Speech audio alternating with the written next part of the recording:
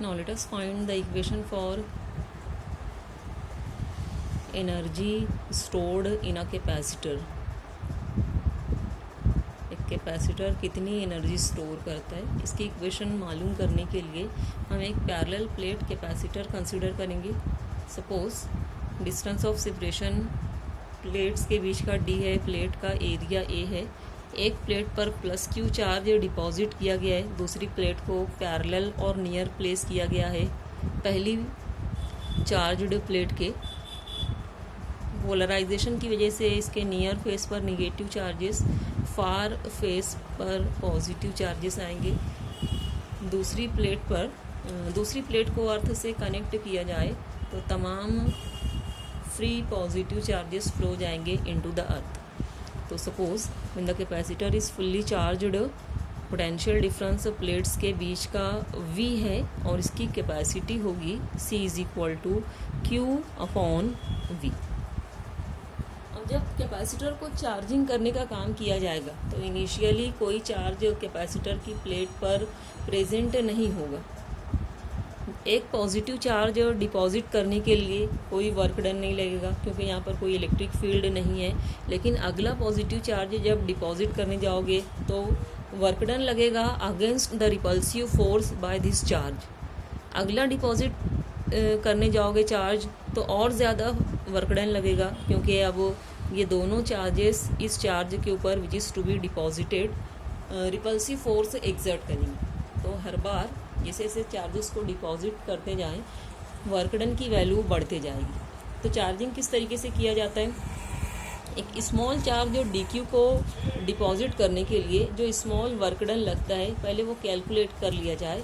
उसके बाद में टोटल वर्क डन कैपेसिटर को फुल्ली चार्ज करने के लिए तमाम स्मॉल वर्क डन्स को इंटीग्रेट करके ऑब्टेन किया जा सकता है. तो सपोज़ जब चार्जेस डिपॉजिट किए जा रहे हैं तो डिपॉजिशन की एक इंटरमीडिएट स्टेज पर, एक बीच की स्टेज पर सपोज़ कैपेसिटर की प्लेट पर चार्ज की वैल्यू q है और with this charge q potential difference v है.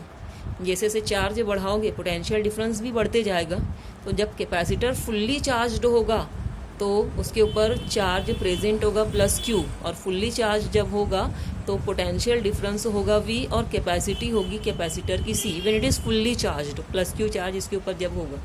चार्जिंग के दौरान इनिशियली ज़ीरो चार्ज था, जैसे जैसे चार्जेस को डिपॉजिट करते जाएंगे पोटेंशियल भी बढ़ते जाएगा बिटवीन द प्लेट्स. तो इंटरमीडिएट स्टेज पर सपोज कैपेसिटर की प्लेट पर स्मॉल q चार्ज का मैग्नीट्यूड है, with this charge suppose potential difference v है. तो कैपेसिटी कितनी होगी, कैपेसिटी चेंज नहीं होगी, कैपेसिटर की कैपेसिटी उतनी ही होगी. चार्ज चेंज हो रहा है, पोटेंशियल चेंज हो रहा है, चार्ज और पोटेंशियल का रेशो कांस्टेंट होगा. सो कैपेसिटी विल बी कांस्टेंट. तो यहाँ से पोटेंशियल v की वैल्यू हो जाएगी q upon its capacity c.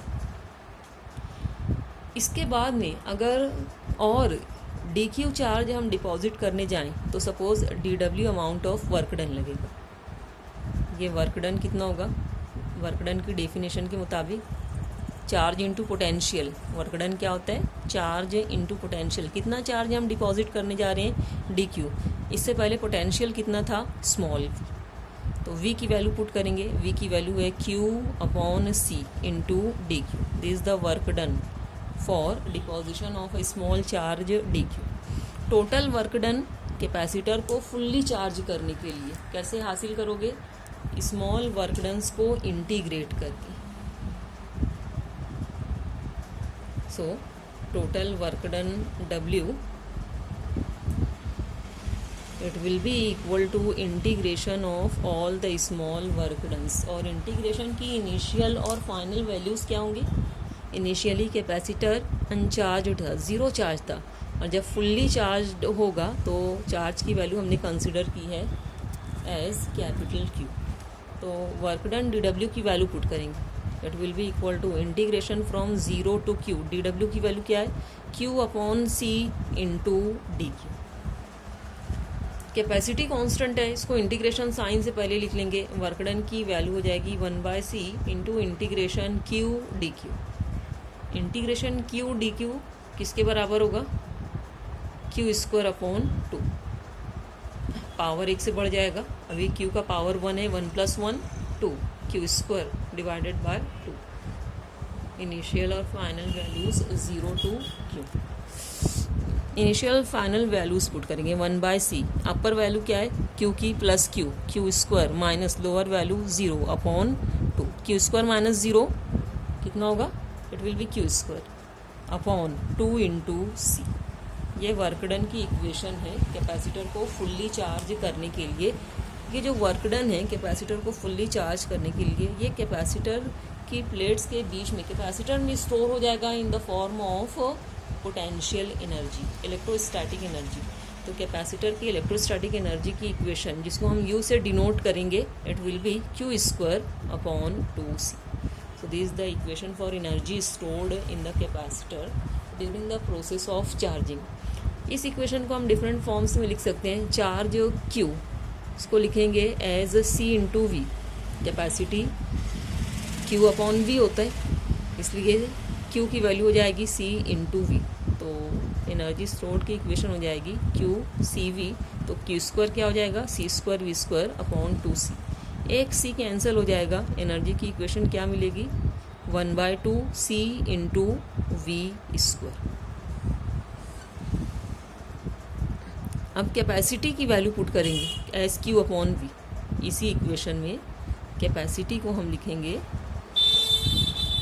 As Q/V। Energy की इक्वेशन Q²/2C है, Q²/2। कैपेसिटी C को क्या लिखोगे Q/V। V न्यूमरेटर में जाएगा, ये हो जाएगा V × एक Q कैंसिल हो जाएगा × Q/2। तो ये तीसरा फॉर्म है इलेक्ट्रोस्टैटिक एनर्जी का store in the capacity. U = Q²/2C। ये इक्वेशन है in terms of charge and capacity. This is the equation in terms of capacity and potential. This is the equation in terms of potential and charge. Last topic है इस chapter का one day graph generator. One day graph generator electrostatic generator है जो बहुत ज़्यादा high volt, तकरीबन 10⁻⁷ volt के order में प्रोड्यूस करता है, जो पॉजिटिव आयंस को एक्सेलरेट करने के लिए यूज़ किया जाता है for different purposes. One day graph generator में एक मेटालिक शेल होता है हेमिस्फेरिकल, जो 2 इंसुलेटिंग सपोर्ट्स के ऊपर होता है। इस मेटालिक शेल में 2 पुलीज होती हैं। इन पुलीज पर एक एंडलेस बेल्ट, फैब्रिक बेल्ट जो कि रबर या सिल्क का होता है, ये रन करता है। इन पुलीज को हम कहेंगे P1 and P2। Pulley P1 के करीब एक मेटालिक फोम होती है C1, जो कि एक हाई टेंशन बैटरी से तकरीबन 50 kV DC सप्लाई की बैटरी से कनेक्टेड होती है। और पुली P2 के करीब दूसरी मेटालिक कोम है C2। इस मेटालिक कोम को शेल से या डोम से कनेक्ट किया जाता है। इस डोम के अंदर एक आयन चैम्बर होता है जिसमें पॉजिटिव आयंस को प्लेस किया जाता है, which are to be accelerated. और ये आयंस इस डिस्चार्ज ट्यूब के ज़रिए मूव करते हुए जाकर टारगेट न्यूक्लियस को हिट करते हैं। जो पूरा अरेंजमेंट होता है इसको इनक्लोज किया जाता है with in an evacuated chamber. एक इवैक्यूएटेड चैम्बर के अंदर इसको इनक्लोज किया जाता है ताकि लीकेज को अवॉइड किया जा सके। किस तरीके से ये जनरेटर वर्क करता है, तो जो पुली P1 है which is connected to an electric motor, यहाँ पर इलेक्ट्रिक मोटर दिखाई नहीं गई है। जब इलेक्ट्रिक मोटर को स्विच ऑन किया जाता है तो पुली P1 घूमना शुरू करती है। जैसे ही पुली P1 रोटेट करेगी, बेल्ट रन करना शुरू करेगा, अप एंड डाउन, ऊपर जाएगा नीचे आएगा। उसके बाद में इस बैटरी को ऑन किया जाता है which is connected to the comb C1। जैसे ये हाई टेंशन बैटरी से कनेक्टेड है, बहुत ज़्यादा पोटेंशियल होगा, पॉजिटिव पोटेंशियल होगा, यानी जो शार्प स्पाइक्स हैं इस कोम के, जो नोकीले दांत हैं, इसके ऊपर ज़्यादा चार्जेस जमा हो जाएंगे। हमें मालूम है, चार्ज डिस्ट्रीब्यूशन में हम लोग पढ़ चुके हैं कि जो पॉइंटेड एंड्स होते हैं वहाँ पर ज़्यादा चार्जेस गैदर होते हैं, एक्यूमुलेट होते हैं, जमा होते हैं। तो यहाँ पर जो स्पाइक्स हैं, इसकी जो नोक है वहाँ पर बहुत ज़्यादा पॉजिटिव चार्ज जमा हो जाएगा। इन चार्जेस के बीच में रिपल्शन होगा। इस तरीके से ये चार्जेस एक स्प्रे के फॉर्म में इस फैब्रिक बेल्ट के ऊपर आएंगे। ये पॉजिटिव चार्जेस फैब्रिक बेल्ट पर आ रहे हैं in the form of spray. This called corona discharge. This called corona discharge. जब ये पॉजिटिव चार्जेस फैब्रिक बेल्ट के ऊपर आएंगे, बेल्ट रन कर रहे हैं ऊपर की तरफ, उसके बाद नीचे से फिर ऊपर की तरफ जाएगा, तो बेल्ट के साथ ये पॉजिटिव चार्जेस आ जाएंगे पुली P2 के करीब, जहाँ पर कोम C2 है। तो पॉजिटिव चार्ज जब कोम C2 के करीब आएंगे, बेल्ट के साथ ऊपर आएंगे, तो बहुत ज़्यादा स्ट्रॉन्ग इलेक्ट्रिक फील्ड प्रोड्यूस करेंगे। कोम C2 इलेक्ट्रिक फील्ड में है, इसलिए इसका पोलराइजेशन होगा। नियर एंड पर स्पाइक के करीब पोलराइजेशन की वजह से तमाम निगेटिव चार्जेस आएंगे, और जो फार एंड है वहाँ पर तमाम पॉजिटिव चार्जेस इकट्ठा हो जाएंगे। कोम C2 किससे कनेक्टेड है? इस डोम से कनेक्टेड है, इसलिए तमाम पॉजिटिव चार्जेस ट्रांसफ़र हो जाएंगे इस मेटालिक डोम की आउटर सरफेस पर। और जो बेल्ट नीचे आ रहा है ये चार्जलेस होगा, नीचे आएगा, फिर से कोरोना डिस्चार्ज के ज़रिए पॉजिटिव चार्जेस बेल्ट के ऊपर आएंगे, बेल्ट के साथ ऊपर जाएंगे, कोम C2 को पोलराइज करेंगे। C2 के नियर एंड पर निगेटिव चार्जेस पोलराइजेशन की वजह से आएंगे, और जो फार फेस है वहाँ पर पॉजिटिव चार्जेस आएंगे। कोम C2 का ये एंड डोम से कनेक्टेड है, इसलिए ये पॉजिटिव चार्जेस फिर से ट्रांसफ़र हो जाएंगे on the outer surface of the shell. इस तरीके से बार बार चार्जलेस बेल्ट नीचे आएगा, चार्जेस के साथ ऊपर जाएगा, C2 का पोलराइजेशन होगा, इस एंड पर पॉजिटिव चार्जेस आएंगे, डोम से कनेक्शन की वजह से ये पॉजिटिव चार्जेस ट्रांसफ़र होंगे to the outer surface of the dome. इस तरीके से इस मेटालिक डोम की आउटर सरफेस पर पोटेंशियल बढ़ते जाएगा। यहाँ पर आयन चैम्बर में पॉजिटिव आयन को प्लेस किया गया है। इस हाई पोटेंशियल से इन पॉजिटिव आयंस का रिपल्शन होगा, बहुत हाई पोटेंशियल है, इसलिए रिपल्सिव फोर्स भी बहुत ज़्यादा होगा। इस तरीके से ये पॉजिटिव आयंस बहुत ज़्यादा वेलोसिटी से, बहुत ज़्यादा एनर्जी के साथ मूव करेंगे थ्रू द डिस्चार्ज ट्यूब और टारगेट न्यूक्लियस को हिट करेंगे।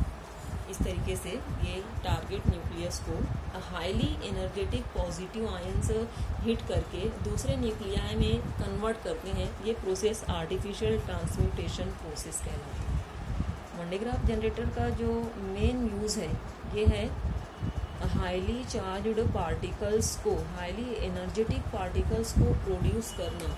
इन पार्टिकल्स की एनर्जी तकरीबन 10 मेगा इलेक्ट्रॉन वोल्ट होती है। इतने एनर्जेटिक पार्टिकल्स को ये प्रोड्यूस करता है। इसके अलावा इस जनरेटर के ज़रिए जो पॉजिटिव एनर्जेटिक पार्टिकल्स प्रोड्यूस किए जाते हैं, ये एक तो न्यूक्लियस को डिसइंटीग्रेट करते हैं, दूसरे न्यूक्लियाई में कन्वर्ट करते हैं। यानी पहला यूज़ है to carry out the disintegration of the nuclei of different elements. इसके अलावा ये यूज़ होते हैं रेडियो एक्टिव आइसोटोप्स प्रोड्यूस करने के लिए।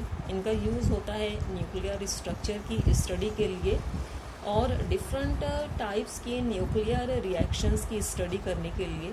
इसके अलावा ये इलेक्ट्रॉन्स को भी एक्सेलरेट करते हैं to sterilise food and to process the material.